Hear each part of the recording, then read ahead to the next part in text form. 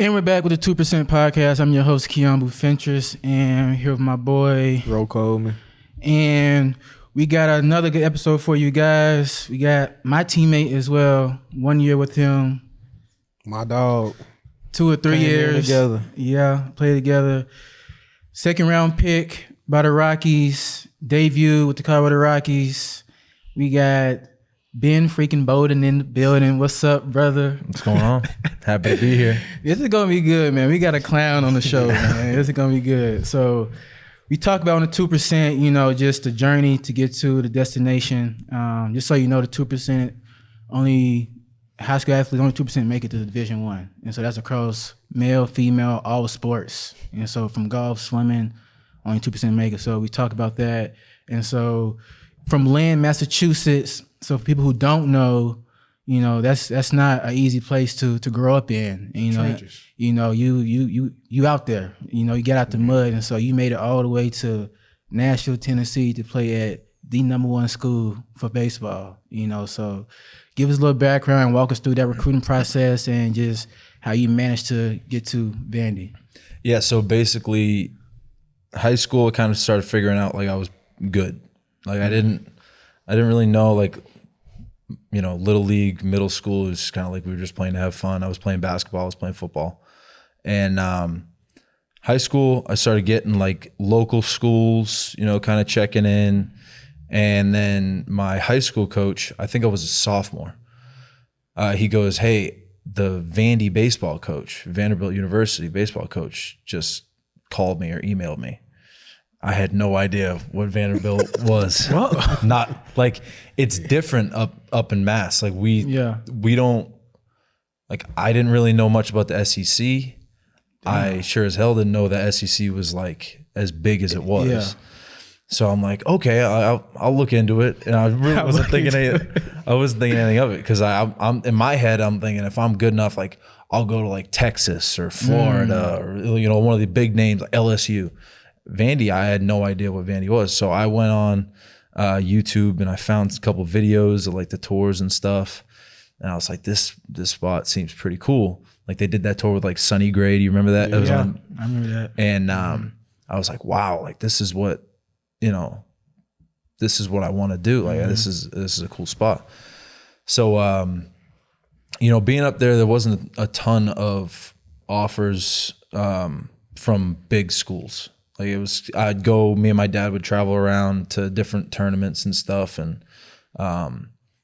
we came down to East Cobb, Georgia, and me and my dad got a rental car and we drove over here to Vandy.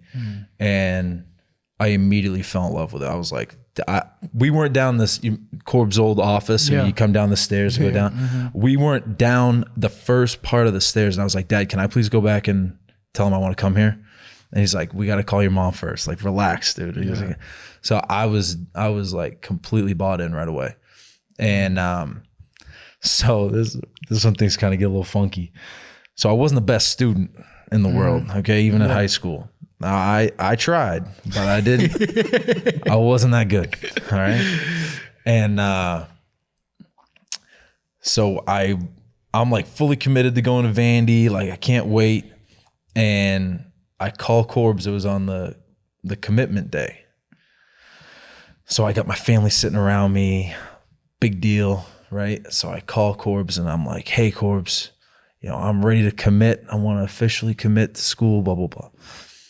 And I hear like, hey, Ben, you know, like that's awesome, but we got to check to see if you got the grades to get in. And I was thinking, oh boy, well, as I'm saying this, I did not know my sister had posted something on Facebook, like Ben committed to Vandy.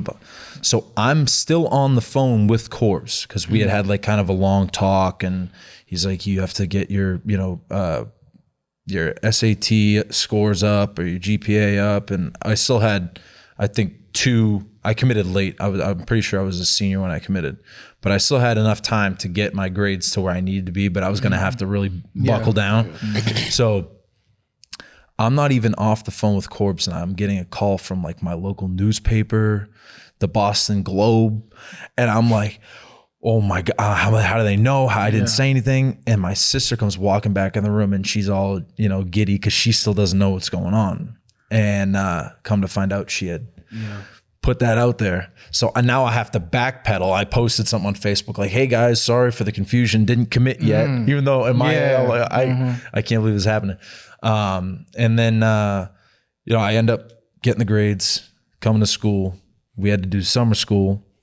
And I think for the first week, I called my parents every day telling them I was coming home. Man, I was crying. I was so homesick. Really? You? Dog. I'm like, what the hell is wrong with you, bro? He must have thought I was like diaper soft. No, because I'm like, he cool as shit. I'm like, he from the hood. I'm like, this motherfucker's so crying. Dude, I wanted to go home so bad. So bad. Like I would sit at the field by myself, dude. And I'd be sitting in the bullpen when they had the bullpen up, the bullpen bench up against the and I'd be sitting there like this, dude. And I would be so sad. And I'd just be looking at my phone like, I gotta get out of here. I gotta get out of here. And actually Maggie and Corbs came up. Maggie saw me one day looking all depressed, like done. This is like the first week and a half. So it wasn't too long. It's like summer school or just like official? Summer school. Okay. But it was long enough for me to like notice, oh, okay, I am devastated. I need to get home. So Maggie comes up and she's like, hey, you need to really think about stuff because I'm like, I don't want to do this. I want to go home. And at the time, actually, Travis Jewett was trying to, get me going. And I just want to go back to Boston, want to go back. And I end up calling my mom on like the last day. And I think she kind of got tired of it because I was calling her every day, like I'm coming home. And she basically goes, it was my mom, my dad. I forget who exactly said it, but it was basically like, you're not coming home. Like you have to, you got to roll and do this. And I think it was in nicer terms than that. But it was basically like, you have no choice. You're staying. We're not coming to get you. Yeah. You're doing it. So that's when I figured, all right, time to buckle down and quit being a wimp. And had literally the best 3 years of my life. Best decision. That's crazy to think that high schools are making the best decisions that they'll ever make at age 16, 17 years old, because it really does matter, what school you go to. And just being around Vandy and just being around Corbs in general, how we don't even talk about baseball that much in the first semester, like a little bit, but not too much. It's more about character building and like leadership and like preparing you for after Vanderbilt, so that kind of stuff bleeds into what you do after you turn 21, 22 and going forward.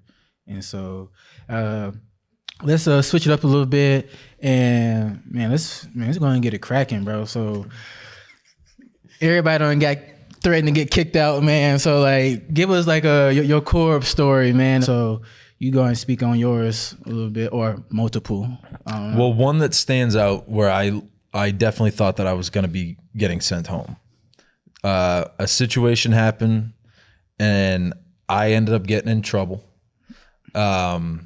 I really wasn't directly involved with what happened, but I was in the wrong place at the wrong time. And I got sent home. I was a freshman for, I think it was right about a week. And at the time, I didn't realize who Corbs was and the power that he possessed. And I was cocky. Like I was like, dude, like I'm not afraid of whatever. So I remember I called him. I think he didn't answer, and I texted him. And this was right after I got in trouble, like maybe an hour. And I go, why? I text him and I say, Corbs, I'll be in your office tomorrow at like this time. Like I'm laying down the law, right? Like I have any say in what's going on. So I text him that. I think it took him a little bit to process that this freshman is out of his mind, and he ends up. I think he like changed the time just to assert dominance or whatever. But he ends up telling me to come in, and I get in there and I'm feeling good. Like I'm feeling like, well, Big I didn't chest. do nothing wrong. Like I'm not getting in trouble here. Well, I sat down in that chair and I was almost in tears by the time I got out of that room. Goddamn. He's like, I'm not gonna get into everything, but he let me know that I better watch the way that I speak to him, and that I am in a very good place at that school, and that there's a lot worse places that I can be, because I did not realize that at the time, and he made it very, very clear that if I continue with the attitude or if I do stupid stuff, I'm gone. We'll see you. And that was the first time that he basically, well, he told me I think that he thinks that I should transfer there. Of course. And I was like, oh my God, like I didn't know that kind of his thing. Yeah. It was a little bit of his thing. I had no idea, right? I'm a freshman, so I'm freaking out. I'm like, oh my God, I got to transfer. Like, this is unbelievable. And then I come back in a week and everything was back to normal. But I think I was a junior and I was like closing for us. And I think that I'm either blew a game or I did something.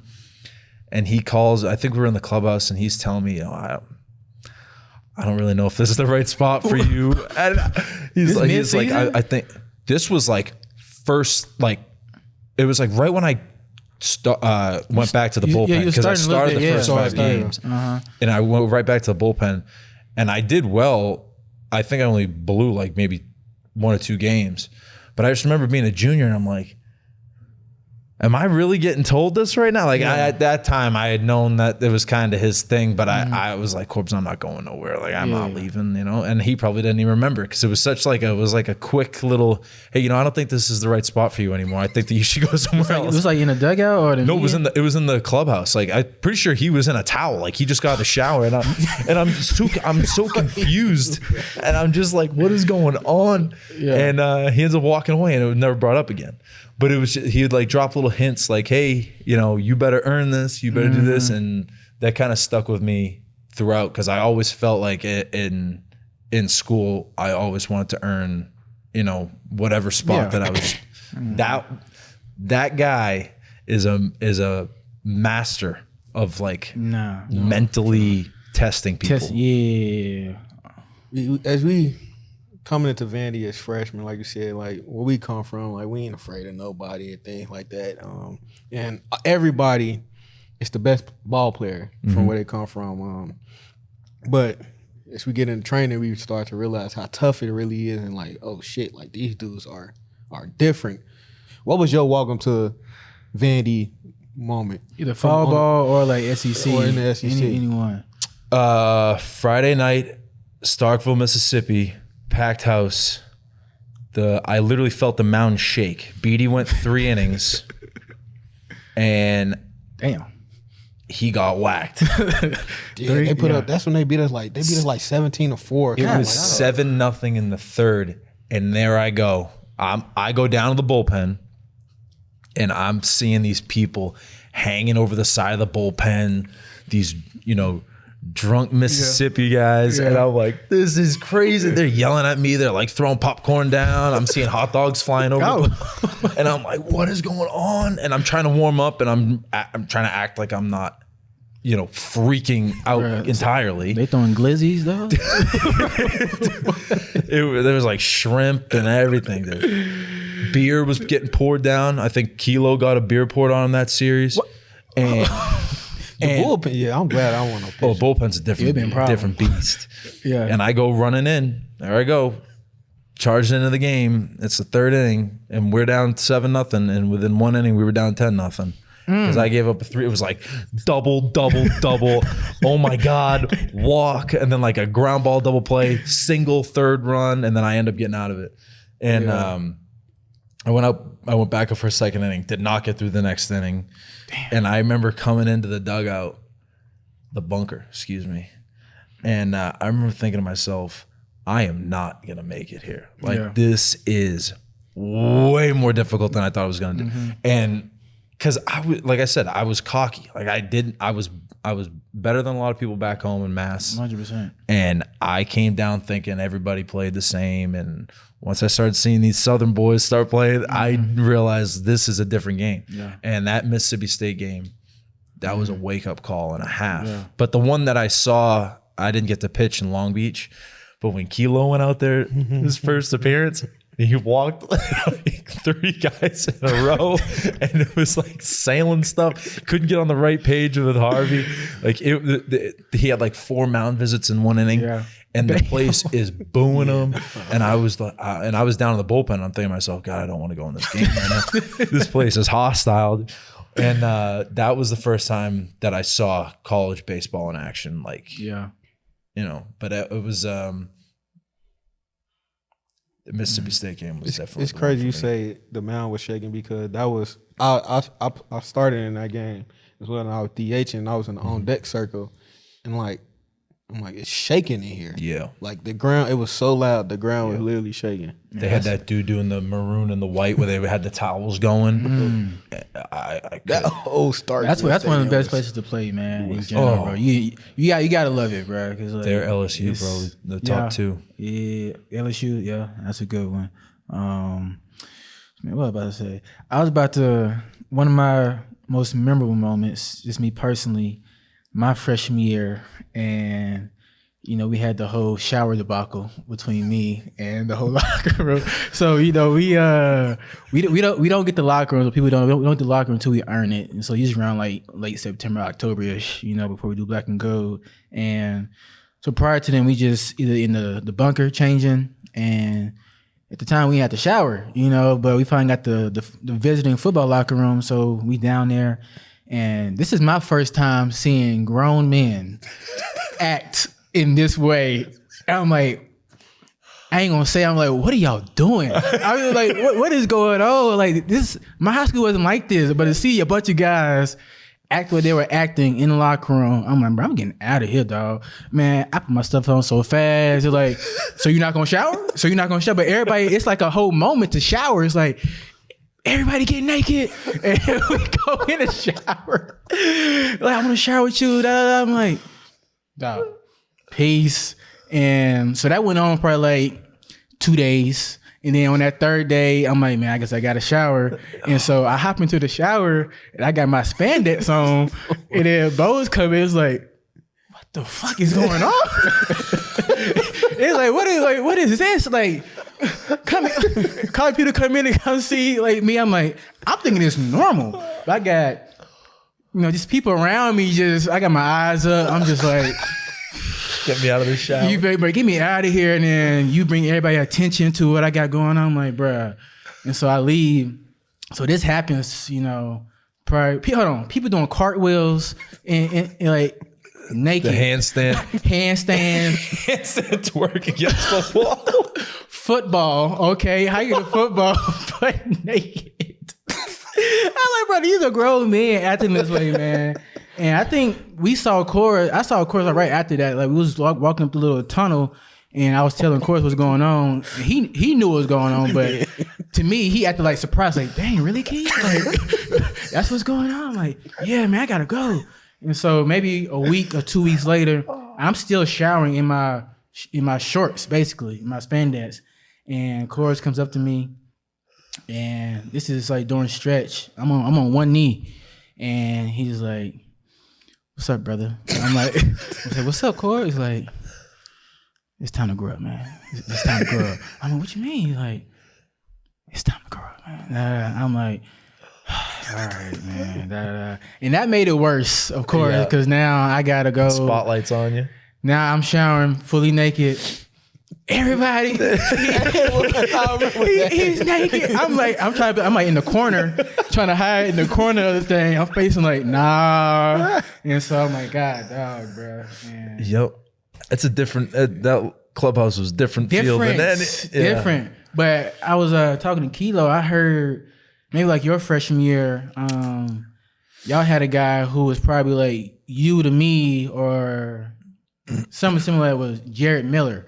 And so I heard he was a little different in the locker room. Kilo was giving me some stories. He said, y'all didn't get into it, but he said like you got pissed one time. I remember that. With Miller. Yeah. You know, if you can speak on it. I got pissed so many times I can't even count. I was a little bit of a hothead, but I briefly remember this Jared Miller interaction, and he was very comfortable being naked. Very comfortable in his skin. And I was a freshman from a place where we didn't play those games. Nah, not at all. And now when you got me, I was a junior, so I had been through. I got that out of my system. But I'm a freshman, and Jared is very, very comfortable with himself. And if I remember correctly, I think he just got a little bit too close, and I lost. It was hilarious. I lost it, and I'm screaming at him. And he's a junior at the time, and I'm a freshman, so I'm like trying to let him know that I'm not playing, but yet still trying to be a little respectful. It was like weird. Yeah. But I don't remember every detail because I probably blacked out in anger. But I just remember screaming at him, and he didn't do it after that. Right. He did do it. I kind of, it was one of those classic bully cases where he wasn't actually bullying me, but he was just testing me. And yeah, but dude, I used to get so mad all the time. I don't even remember half the stories. I mean, y'all had a different team that year though. That 14 team for sure, in terms of just personnel wise. Just like I would say like just being tough in general, but also like just mental toughness as well. Like y'all were just different, you know. Like talk about like just those like the training sessions. Like how's that locker room? Like how was that like? You know, a lot of older guys in that group. You know, like I remember going to I think it was at 14, either 14 or 15, I went to a practice, and I remember Dansby, you know, y'all was doing square drill. I remember, so 15, Toff was at third.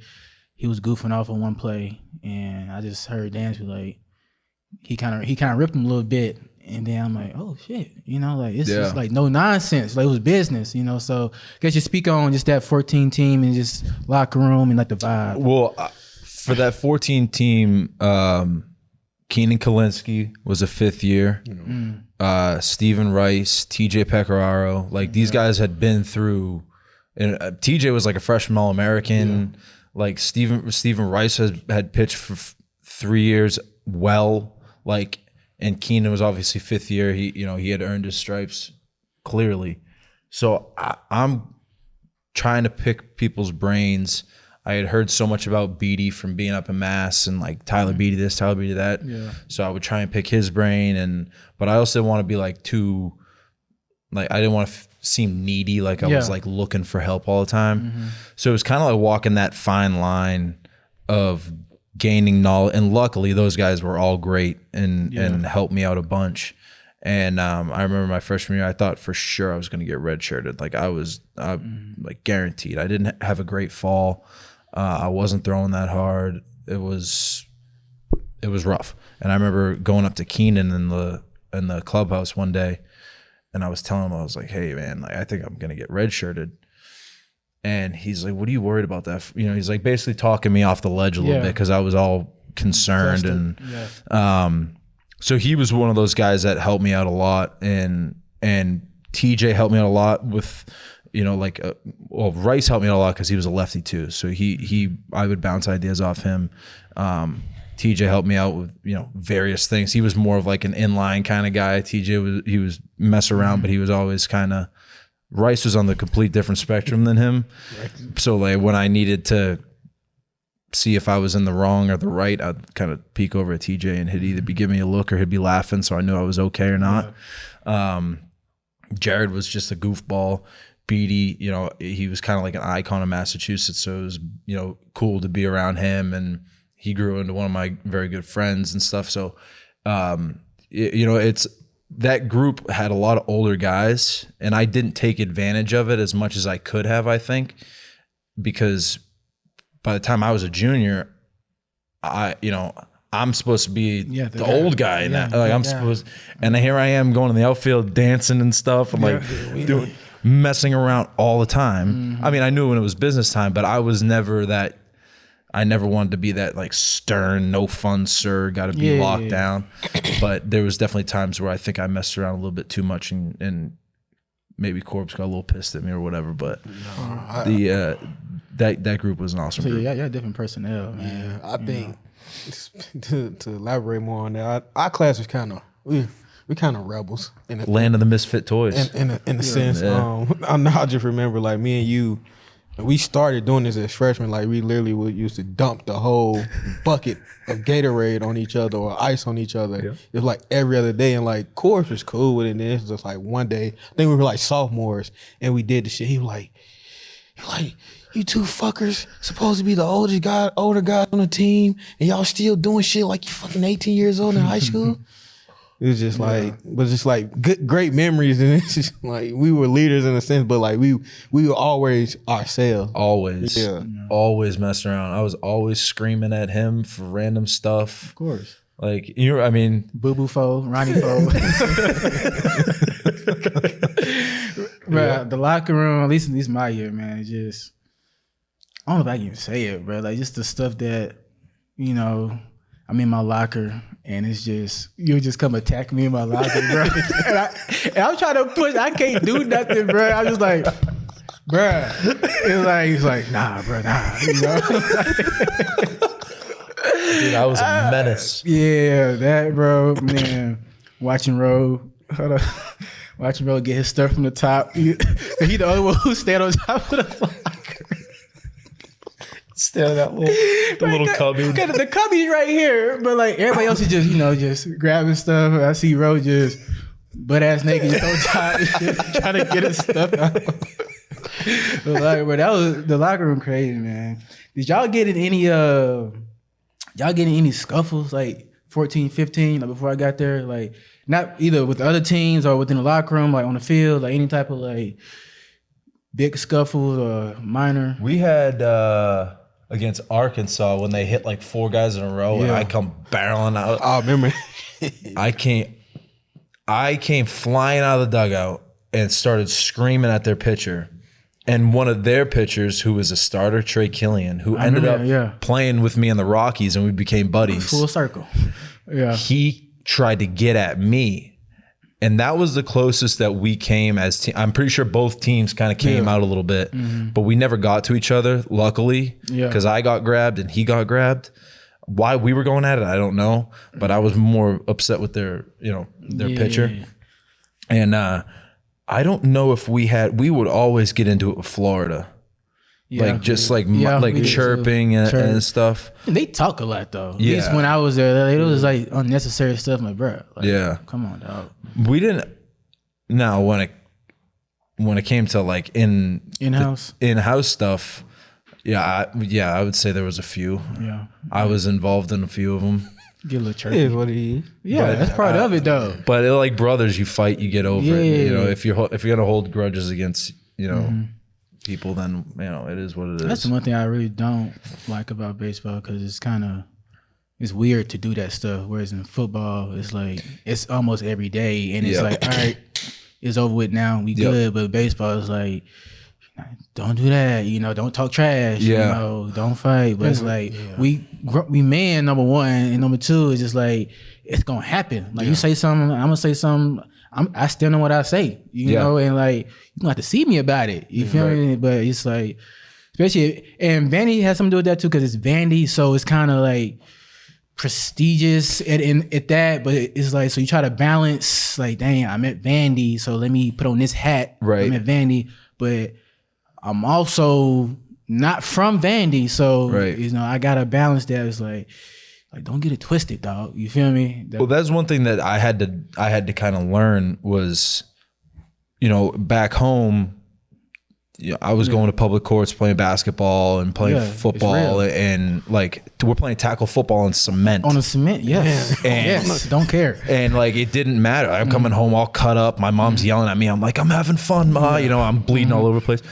And so for me, talking shit was nothing. Yeah. Like it's normal conversation. 100%. Like if I'm playing against you, you could be my best friend when we leave, and I could have showed up with you. Mm-hmm. If you're not talking to me and I'm not talking to you, and we're not getting ready to go at it playing tackle football, something's wrong. We're not we're not competing in that. Mm-hmm. So like when I came, because there's such a wide variety of guys that come to Vandy. Yes, from all over. And we get so many different glimpses of completely different lifestyles that I had never seen before. And I had no idea really even existed. I thought that, because up in Boston, everybody chirps. I say Boston is different in itself. Yeah, it people hear Boston, you think of like mass hole, you know, like everybody's, on edge and getting after. Yeah. So now, granted, there's my mom's from there, so there's awesome people in Massachusetts. Right, of course.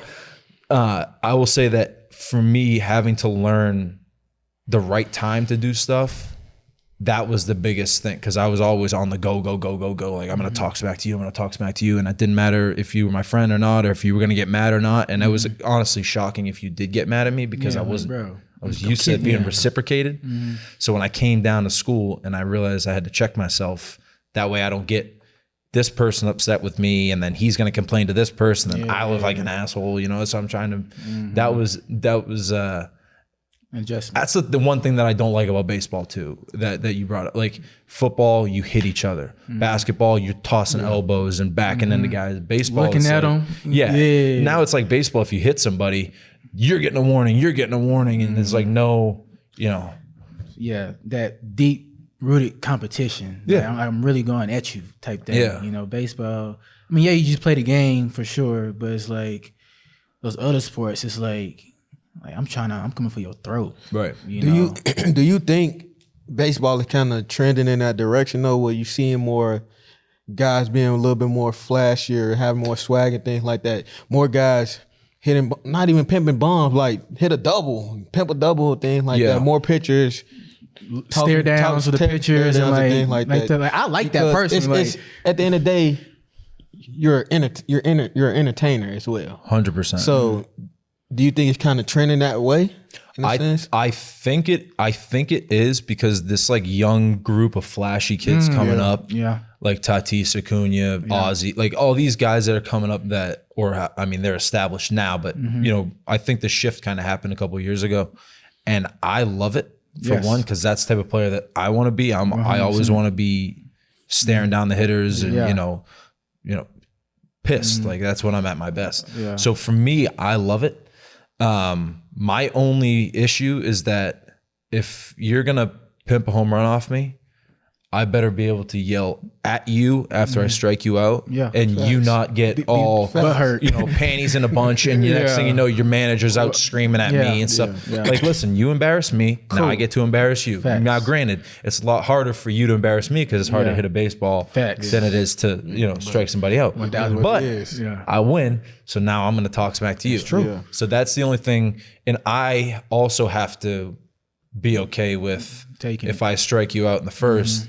And you clip me in the fourth, if you want to stare at it for a little bit, I can't get mad at you for doing it. I have to accept you gotta eat it. And that's not, it has not been easy for me. So I usually just, if I know what's going, I put my head down, I don't even watch, and I just go up to the umpire and ask for a ball.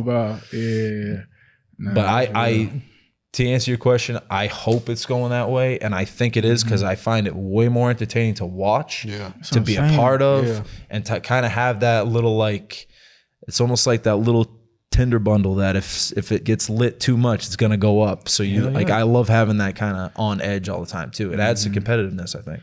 I think that just goes with the sport, and I think just as athletes in general, like to our core, like naturally competitive people. But to like, and then to play a sport where it's not, it's kind of looked down upon if you express that outwardly in a way that's not how it used to be 10, 20, 30, 40 years ago. It's like, oh, that's not good sportsmanship. That's not baseball. That's like, bro, when I'm playing backyard baseball, like this is how I want to play in the real game, like talking trash to each other, And honestly, like you said, it's better to watch that way. Because me personally, I don't watch professional baseball until it gets to October.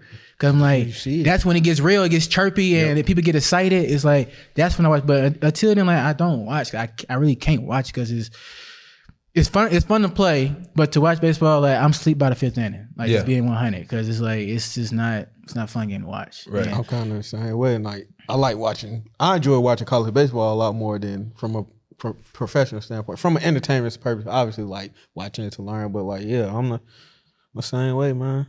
Yeah, no, I'm same with you guys. I'd rather if you're gonna give me a college baseball game.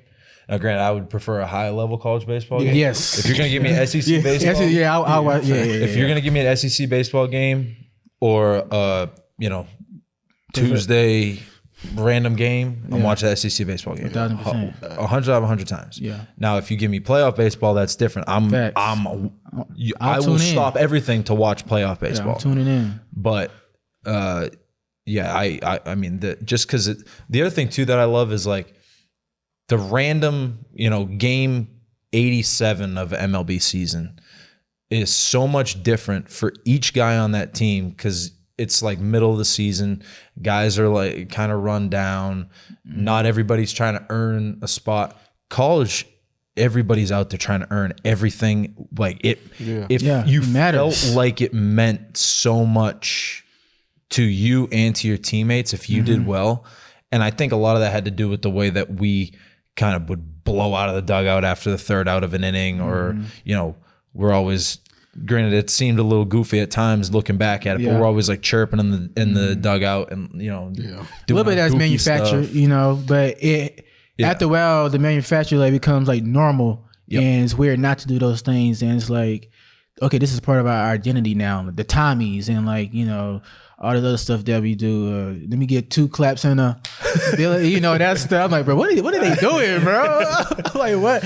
But that stuff. But as you talk about just Corb's, man, stuff that Corb's talked about, because he'll tell us all the time, like it's not gonna be like this on the next level in terms of like you being a part of a team where everybody's on the same page. We all trying to go to this goal, and if you're a bad teammate, it's weird or it's shunned upon you to be a bad teammate, or we just not gonna have it, and we'll see you. You get banged, but it's like you get into pro ball, and especially in the minor league system, it's just I'm trying to move up, like I'm trying to get to AA, I'm trying to get to AAA, or just go straight to the league.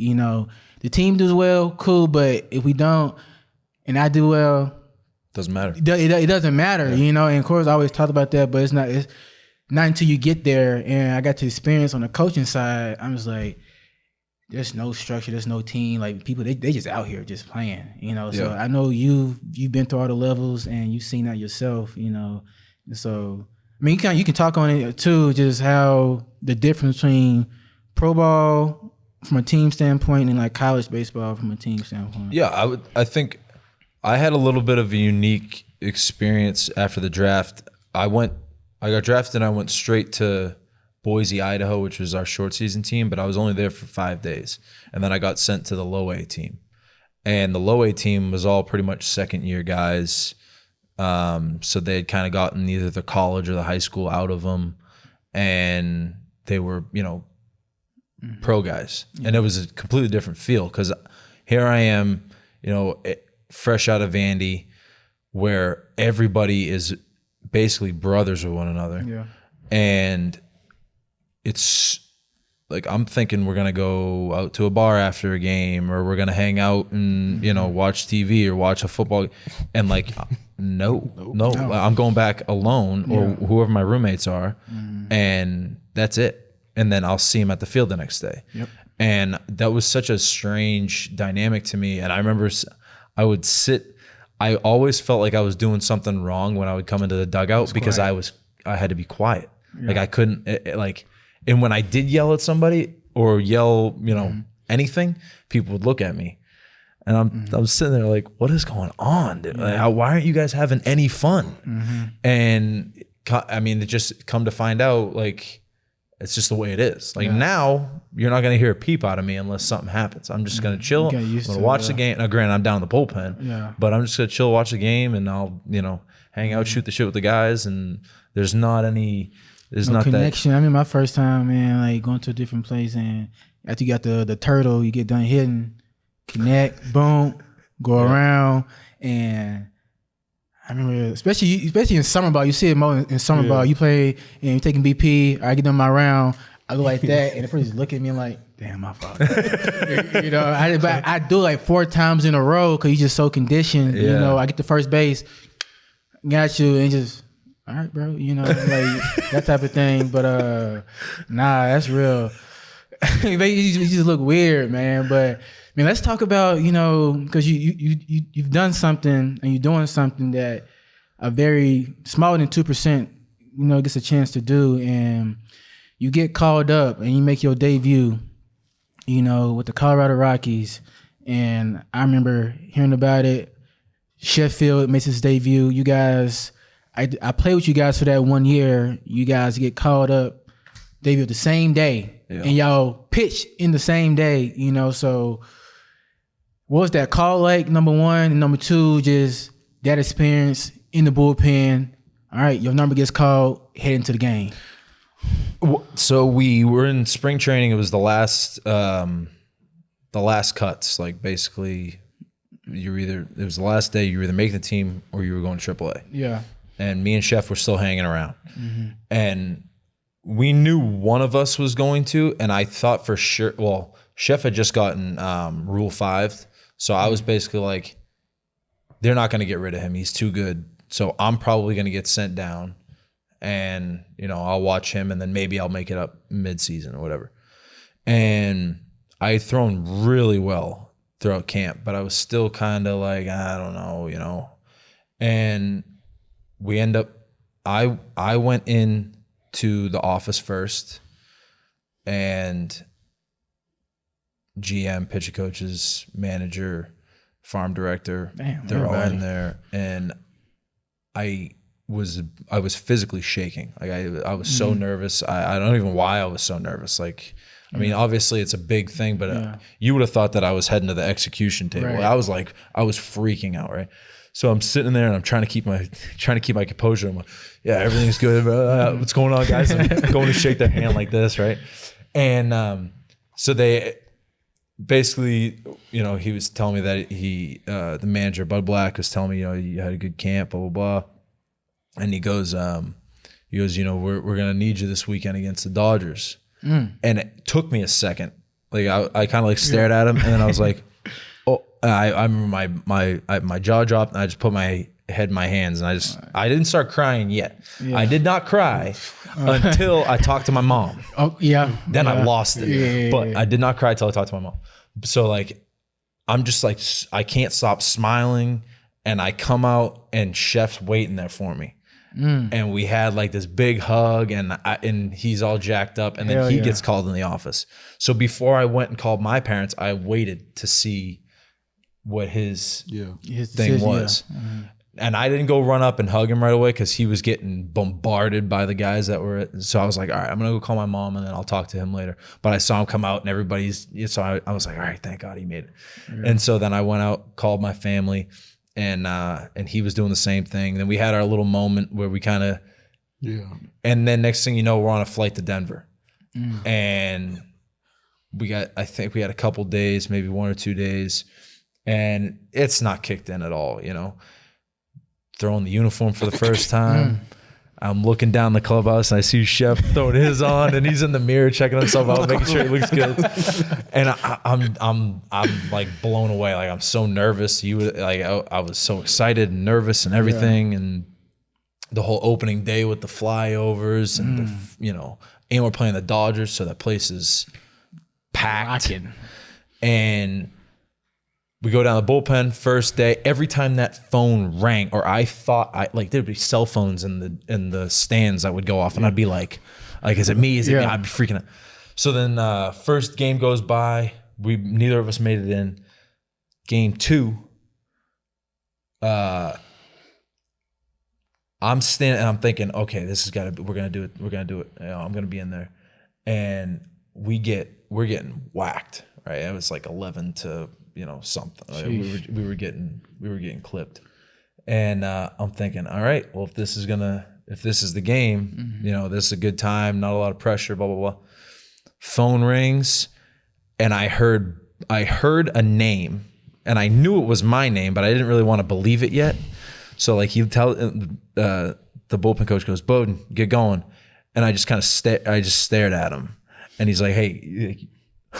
You gotta go. So I checked in, and I went over, I grabbed my glove, and I started warming up. I think I sailed like the first 2. Everybody That's what Justice did. I sailed. I couldn't feel anything.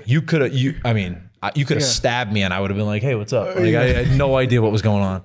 And that was the most nervous I was, because once I came out, once my feet hit the warning track, I was good. Like I was completely fine. Like I was obviously a little like nervous, but I was so, because I talked to Carson Fulmer. Carson Fulmer blacked out. He doesn't remember his debut at all. Yeah. Doesn't remember a pitch of his debut. Dang. That's crazy. I remember like, I don't remember every pitch, but I remember heading in there and I'm thinking to myself, I have never been this calm in my life. Like, why am I so relaxed right now? I'm supposed to be jacked up. Like I pitch better angry. So now I'm like messing with myself. And I'm like, oh my God, I'm going to be terrible. And first pitch, you know, he took it. It was a ball, wouldn't even close. Second pitch, single right away, Corey Seager. And I'm like, oh boy, here we go. You know, and I end up getting out of the first inning. Good. I get my first punch out, and then they send me out for a second inning, which I was not anticipating. And that did not go nearly as well. I think it was like first pitch of the second inning, double off the wall, bunt. I go field it, throw it to the backstop. But Trevor Bauer bunted, and I fielded it, and I did not think that Will Smith was going, so I turned to go throw to first base, and next thing you know, he's charging, and I like half turn sail. It was a mess. So I'm pissed, right? Of course. In the dugout.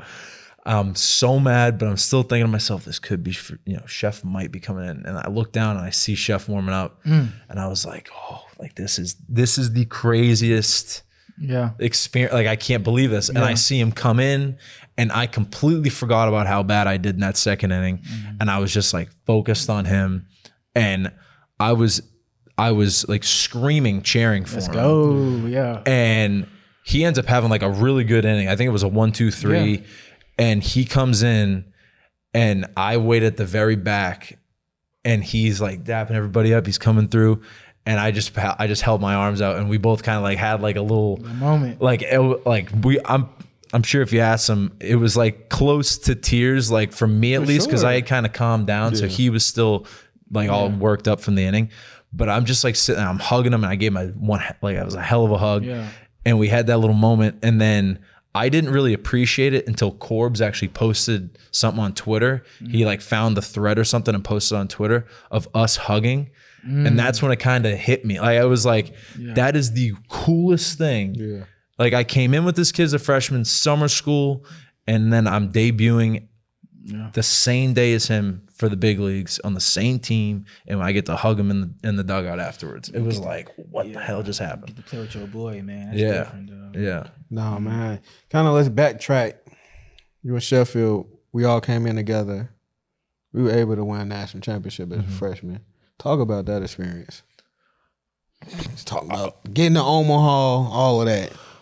I mean, that first off, like it was kind of that road of like the freshman fall, figuring out how much different baseball was going to be going forward, like how much better these guys actually are and everything. And like I said, I thought I was going to get redshirted, so I really didn't even know what was going to happen to me. I didn't pitch a whole lot throughout that season, but the experience that I gained in watching and seeing how everybody kind of moved and how pitches were, how pitchers were attacking hitters and hanging out in the dugout and being close and all this different stuff.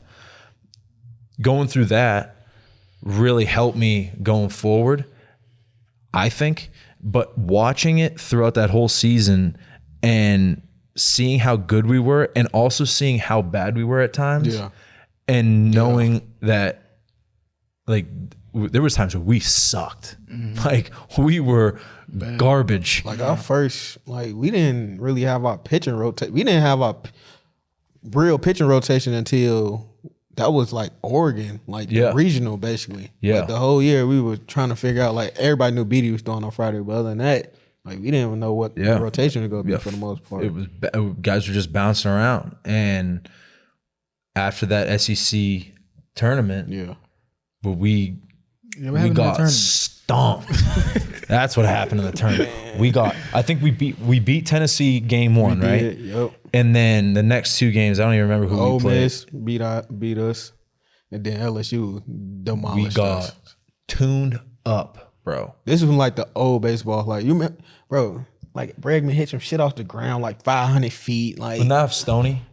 Was that off Hayden Stone? yeah, it was some Slider in the dirt, and he just moon missiled it. But it was just, and we come back. How was Corbin after that? Because it's two different ways Corbin reacts. You know, sometimes he just one year he was like, let's get back. You know, and the other time he's just like. Now he came in the classroom with a fungo. Oh, okay. And he proceeded to beat the hell out of everything that wasn't a human, and that he beat his podium, he beat the whiteboard. There was like, you would have thought like Teletubbies got murdered on the whiteboard, because it was just like different colored markers like flying shot out everywhere. There was a binder that was next to me that the player wasn't there. You got red shirted, and the fungo was being smashed right next to me, and Did y'all little laugh? Motivation. Did we laugh? What was the time when like no like Maybe like this for a second. Well, I was terrified. he was squeezing me, so I went and laughed. okay yeah Cause I'm like I think like Carl Ellison next to me, and every time Corbin hit the table, Ellison to jump, and I'm just like, and I'm about to damn ball, and then I got X Turner behind me kicking my seat, bro, and then he like, don't laugh. yeah that's tough. That's tough. Dude, I was terrified when that fungo was getting course. smashed next to me. But we ended up becoming the best, literally like unbeatable basically after that. And I mean when we first, because you're coming in and all you talk about is Omaha. Like once you get past the beginning stages of like becoming a man and being a future father and husband and all the stuff that Corbs goes over, like we got one goal, baseball, and it's Omaha. Like get to Omaha, win Omaha, and like playing in the middle of the country is what he says. Yeah, right. And like, at least as players, like that's all we wanted to do was get to Omaha. And previously a couple years before that, they had made it to Omaha, and it was just kind of like, I can't even imagine being there. It was like this almost like unattainable thing. And then we end up beating Stanford. And I just was like, I couldn't believe. And next thing you know, we're on a flight to Omaha. We get there, you see the stadium for the first time, and you're like, dude, this is like, I couldn't wrap my head around it. And then opening ceremonies was one of the coolest things I've ever seen in my life. That was dope. They got the fireworks, and they got the place is packed. Big time, like a celebrity, bro. I mean, you kind of are. Like you take that time before the ceremonies where you got your team polo on, and there's people come up to you taking pictures, signing autographs, and police escort from the hotel to the practice field at Creighton, and then over to like, you felt like a king, right? And then we start winning. Then that X thing happened. TC takes over third base. He gets the game-winning hit against Texas to send us to the finals. And then we're going in to face Virginia, who was loaded with absolute dogs. I remember that, and I'm thinking to myself, now granted, I know I ain't pitching, right? I hadn't touched the mound since playoffs started, since postseason started. So I'm like, good luck, boys. I'm gonna be cheering I'm gonna be cheering my ass off. Game 1 of the finals, or game 2, Beatty pitched. Game 2, Brownie sends me down. I think we were losing. I've been watching like this game, 5-6-0. And he sends me down, and I'm like, there ain't no way I'm going in this game. Like, I haven't pitched in a month. Like, I'm not getting in it. And then I get going, and I'm absolutely terrified. Get out there, throw one pitch, fastball right down the middle, pop to the center field. I come back in. Nice job, Ben. You did. And I'm like, whew, got that out of the way. I get to go sit down, chill out now. And then game 3, we end up winning,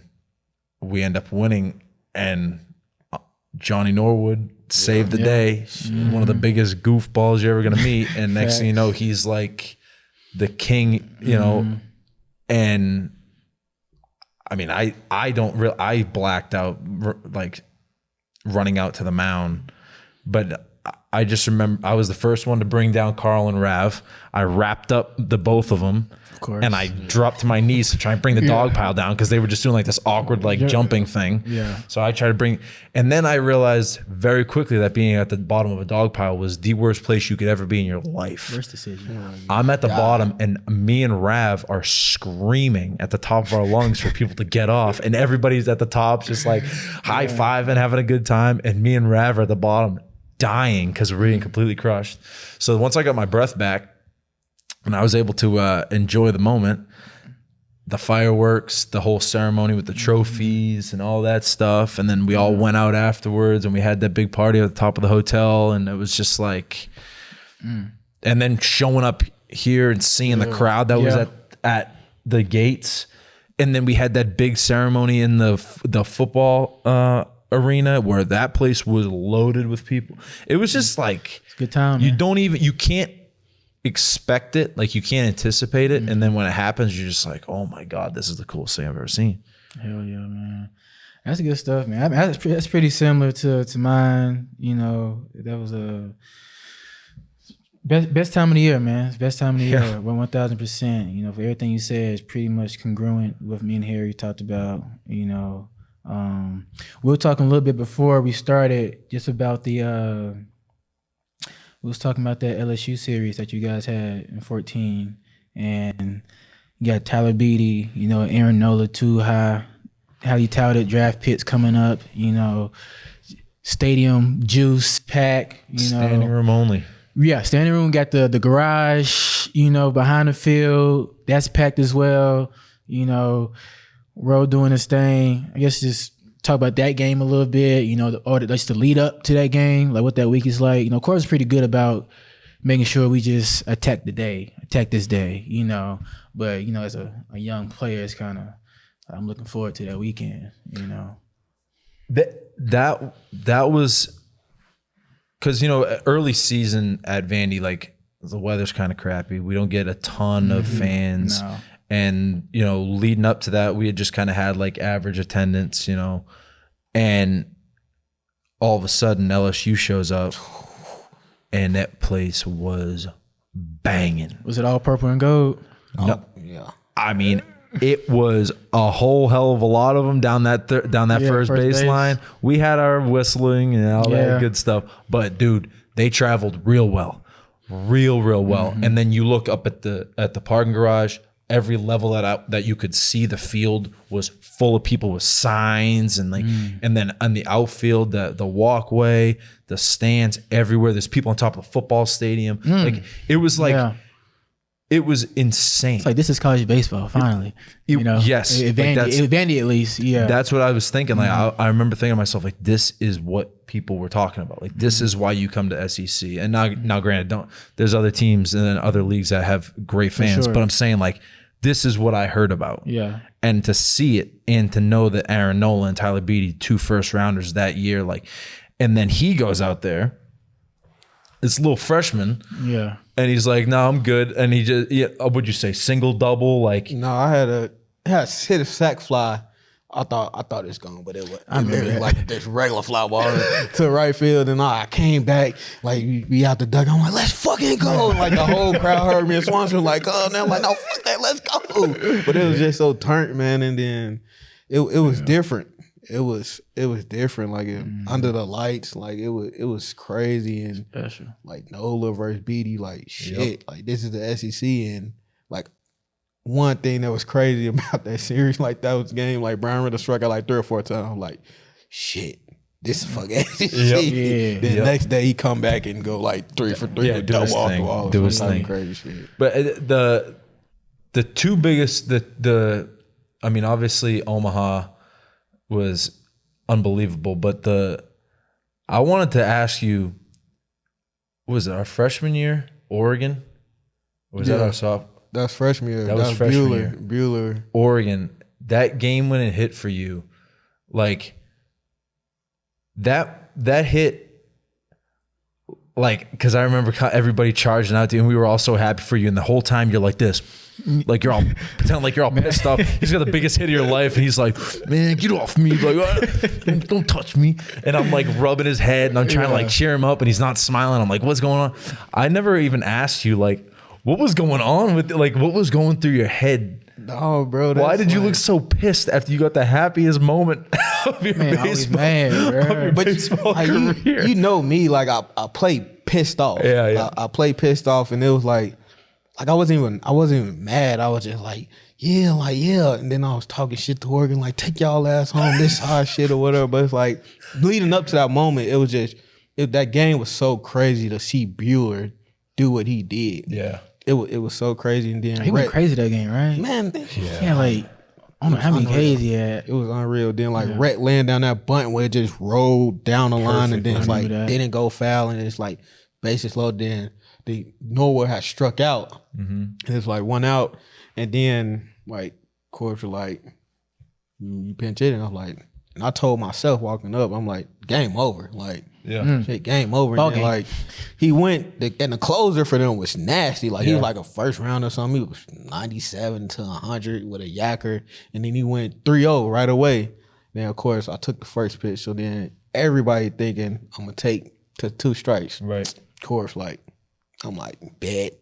Boom, right there, walked it off, and it's just like you watch the video, like you the first guy running out the dugout like that, and it was just like it just shows like how close me and you were at that moment, but just still like our relationship to the day. It was a special moment, man. And then like I did smile after y'all dumped the damn word on me, and I fell down when I was getting my interview. But it was that year was special with those guys, and just we weren't expected to be the best team coming into the year, but we finished out on top. Yeah. And the other thing too that you brought up earlier is like our class. Like when you look at the recruiting classes that have come before and after us, we were literally the land of the misfit toys. Like we had Chef, Reynolds was nobody out of high school. No, like we had Chef. Yeah, that was it. It was Chef it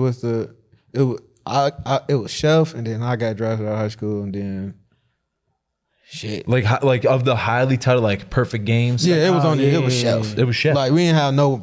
He was on PG. Yeah, I don't know if he was a PG All American. Yeah, it was just Chef. It was. And then we end up becoming like we made it. We were on the team that won the championship and went back. And if the situation didn't happen with Donnie, we were definitely going back that year. Facts. Definitely. Yeah. And then it was like we ended up becoming like one of the most successful classes to ever come through Vandy. Yeah. And that was kind of like, I think a lot of it has to do with how much fun we had, because we never let it get too serious. We were always having fun. We were always dancing during, BP. We were always messing around the clubhouse. We always we were always together as a group. Like whenever we'd go out or whatever, do stuff, we were always boys. Yeah. And I think that was the biggest thing that I miss still to this day about Vandy and about being in school was that brotherhood of the locker room. I never had a brother. I got my best friend back home. Matt's the closest thing that I have to a brother until I came to Vandy, and then all of a sudden I got all these dudes that I would do anything for. You know what I mean? And it was just kind of having that tight knit, I think, is why we were so successful. And I hope that it's still like that over there now. I don't know if it still is, but if it's not, they need to do some switching around, because it's always the locker room. It's the locker room that wins, man. Even it's different, but like high school, it's not college, but like I win 4 state championships in high school, obviously back to back to back to back. But it's like what's consistent there and what's consistent when we won it in 19 locker room. So like the people, like that stays the same. The harmony, the vibe of the locker room matched it's the same thing that happened in 19. So I think that, and like the culture, of that particular team, I think that is what wins championships in general, but also just what you were talking about, think that's the biggest thing that I miss the most is probably, it's not even playing, man. It's the bus rides. Like it's the team dinners that we in the hotel rooms goofing off, you Cracker know. Barrel. Stopping halfway, going to Cracker Barrel, eating. Hold on now. We're going to talk about this. I'm thinking about it. We doing the Ruth's Chris and y'all show up late to Ruth's Chris. We do that little etiquette dinner. Me and him? But y'all, well, until y'all left, y'all was the last ones to walk in. I'll put it like that. I probably was. Bro, y'all walked in at the same time, bro. We doing our etiquette dinner. Damn. And going crazy on them. No doubt that I. Hey, look, we didn't do the etiquette stuff right too. Me and him said that you like, hey, bro, you can't tell me how to eat, bro. I'm watching bro hold the fork like this and just sawing the thing. I'm like, man, you guys ain't paying attention. But just stuff like that, you know. I forgot about that. The etiquette dinner. Yeah, we dressed up and everything, and he took us to Ruth's Chris, and the steak come in sizzling, the sweet potato casserole busting, going crazy, and let me get one more, you know, that type of thing. It's one thing I wanted to touch on just from a informational standpoint. You don't got to give your exact numbers, but ballpark it. I want you to like break down like how the money works in pro ball in terms of like what I know to be true. A guy who got drafted with the Phillies, let's say he got signed for like $3 million. Okay, people think like you getting that off the back, and he get $100K. He get 100, and then depending where you are, that next go around, you might get another third, or you might get more a bigger chunk. Then year 3, you might get the rest of your $3 million. But it's gonna be taxed based on what state you in. So say you get moved up to Jersey or you in AA now, it's like you're not seeing what people don't know. So I'm trying to like inform people, or like, hey, you get this pay bump in AA, or you get this pay bump in AAA, or if you're on a 40-man roster, okay, you getting this type of money. Like it's just break it down to the people. So basically the way that it happened with me is after the draft, I got half of my signing bonus in a check. Now, there's actually a quick little story. I end up playing the game with the check that was a substantial amount of money in my sock because they didn't direct deposit it. They handed me a physical check. Yeah. And I was not about to leave this amount of money anywhere but other than on me until I handed it to the bank clerk, and then I would be like, okay. Good, yeah. So half of my signing bonus was in my sock for a game. And then I forget how long the time was, but there was a bit of time, and then I got the other half. But the minor league pay stuff is you get paid every 2 weeks. If you're, you know, as you move up, you get small incremental, you know, pay increases if you're not on the roster. Once you become a 40-man roster player, you get like a set salary of your first year on the 40-man. The numbers have all changed. Is there a league minimum? Like in football, you get a league minimum. So for the first year on the 40-man, you're all getting the same pay for the first year 40-man. Second year 40-man, if you don't make it to the big leagues, you get bumped up. I think it was like double what your first 40-man year was, and then you're either you either make the roster or you don't, and you get option again. And then the third year, I think it goes up again because you only get 3 options. So if you don't make it to the big leagues, then you're out of options and you're, you know, either DFA'd or whatever the case is. But once you make it to the big leagues, everybody's on a set rookie contract. League minimum when I was up was like $520 or $530, and then that will stay the same until obviously the league changes it, like they did this past year where they jacked it up to it's like 700 something now. Okay, and that will stay until the team can either offer you like a little pay bump if you're performing well. Like I know Justice, he got a little tap on the butt. He got some extra money for having, you know, performance.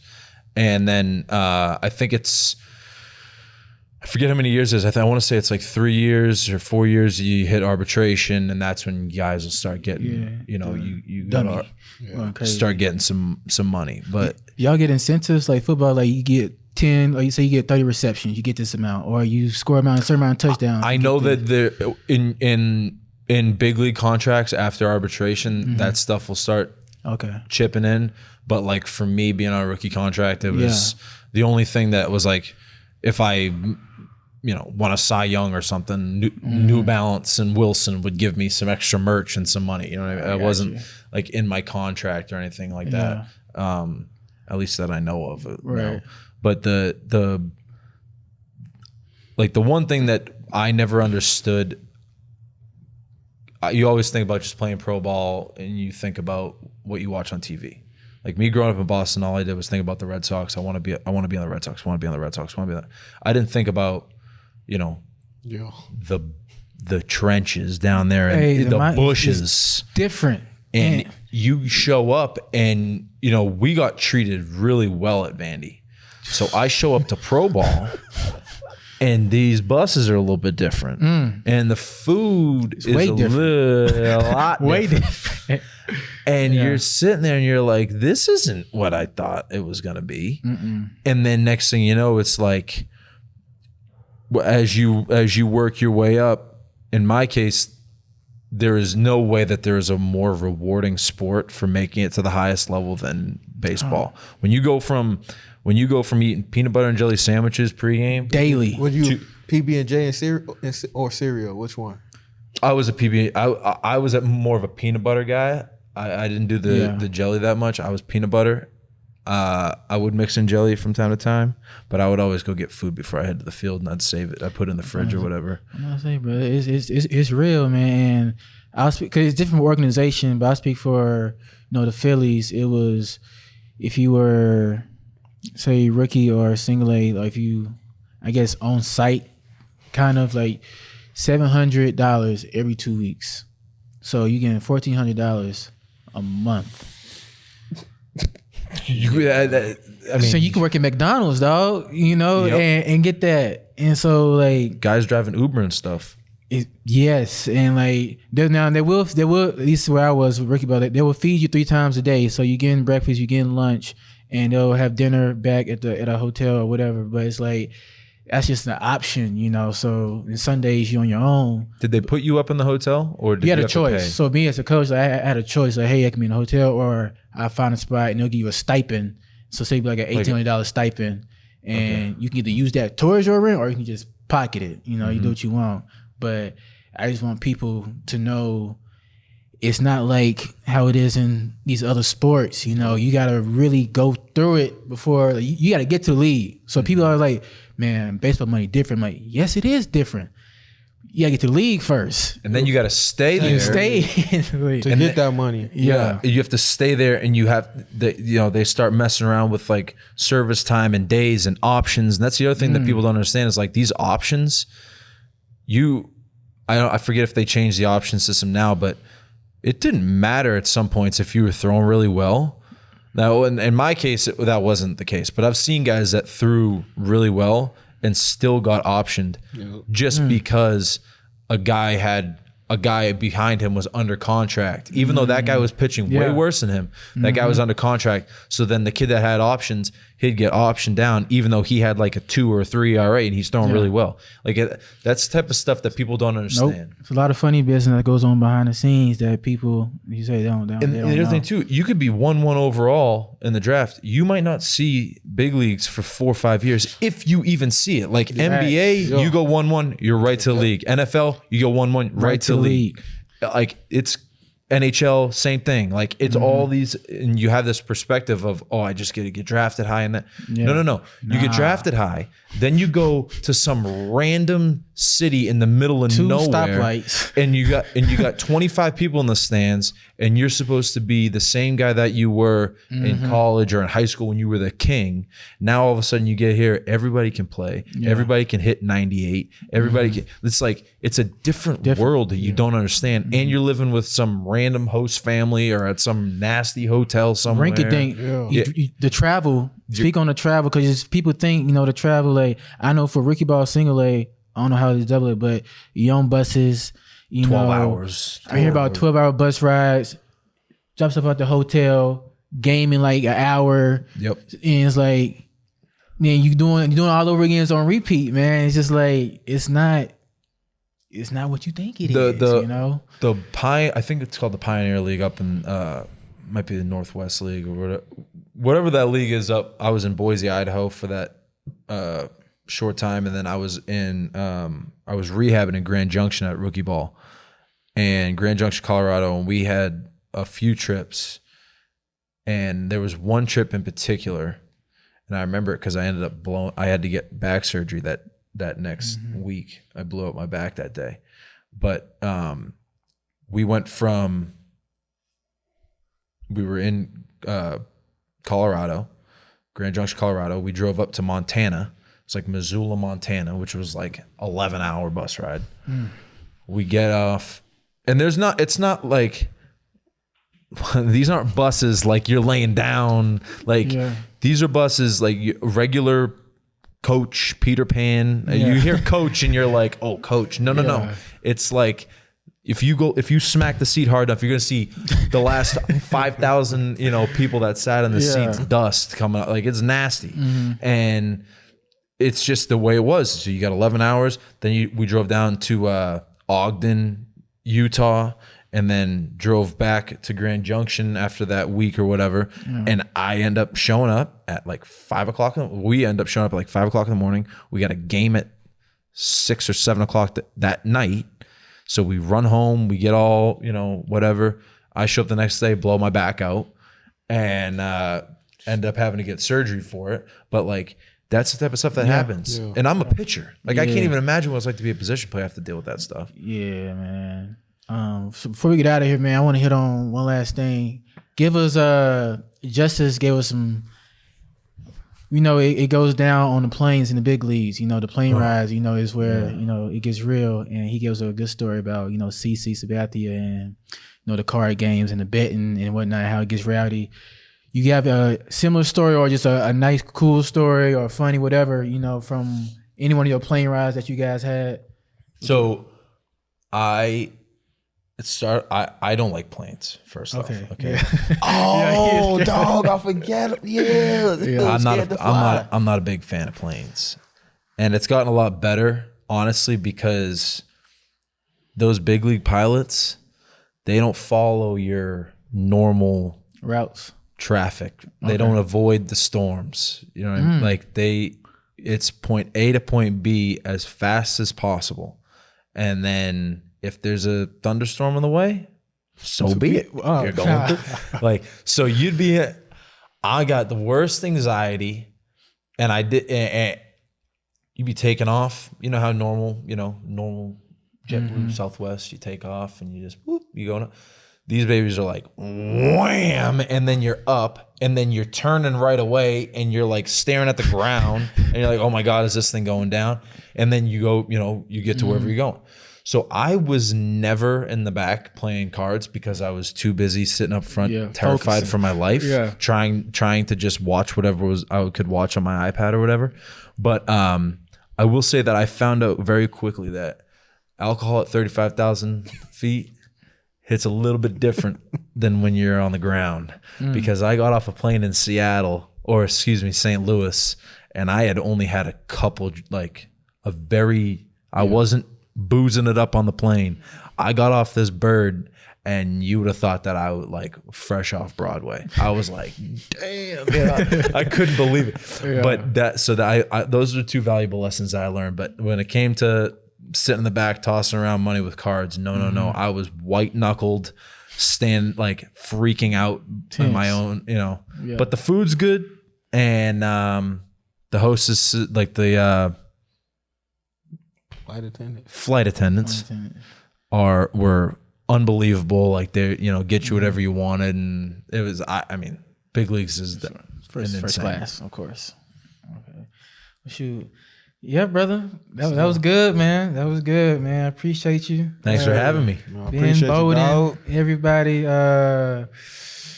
like, comment, subscribe. 2% on Instagram.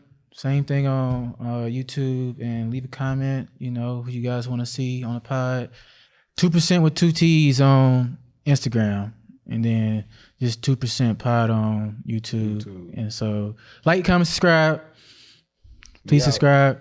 And yeah, that's it. Peace and hair grease.